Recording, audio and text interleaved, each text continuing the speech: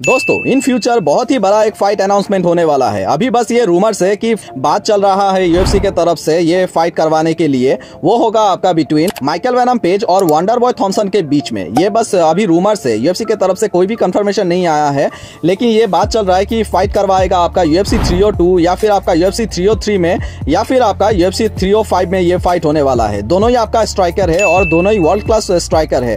Wonder boy Thompson को आप लोग को पता ही है किस तरह का वो अगर स्टैंड अप गेम में उसको मिले ओपोनेंट तो वो किस तरह से तबाही मचा सकता है। और आपका माइकल वेनम पेज को आप लोग जानते ही हो, वो अपना स्ट्राइकिंग के वजह से वर्ल्ड फेमस है।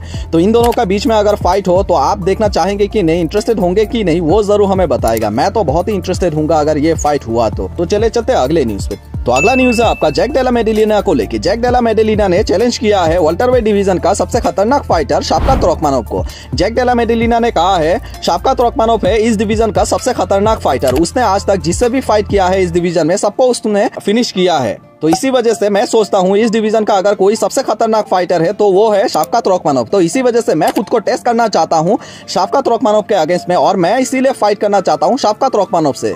तो अभी देखना है क्या शाफ्कात रखमानोव जैक डेला मेडेलिना का ये चैलेंज को एक्सेप्ट करता है या नहीं। जैक डेला मेडेलिना भी वन ऑफ द बेस्ट है आपका वेल्टरवेट डिवीजन में।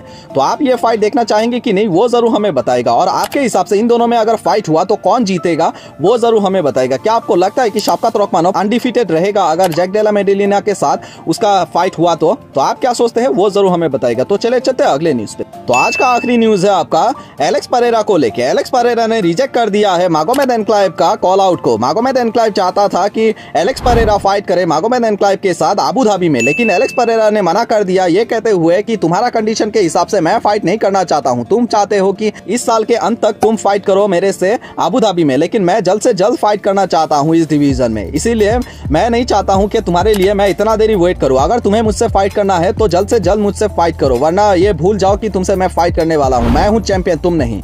तो ये कहना था आपका एलेक्स परेरा का। एलेक्स परेरा चाहता है कि मागोमेद एनक्लेव उससे फाइट करे यूएफसी 301 में, जो कि होने वाला है आपका ब्राजील में। ब्राजील में एलेक्स परेरा फाइट करना चाहता है मागोमेद एनक्लेव के साथ, लेकिन मागोमेद एनक्लेव चाहता है कि एलेक्स परेरा के साथ वो फाइट करे अबू धाबी में।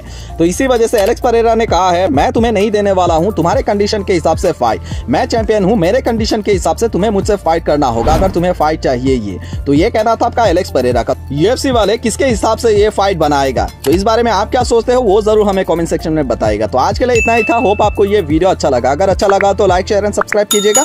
तो आज के लिए थैंक यू सो मच।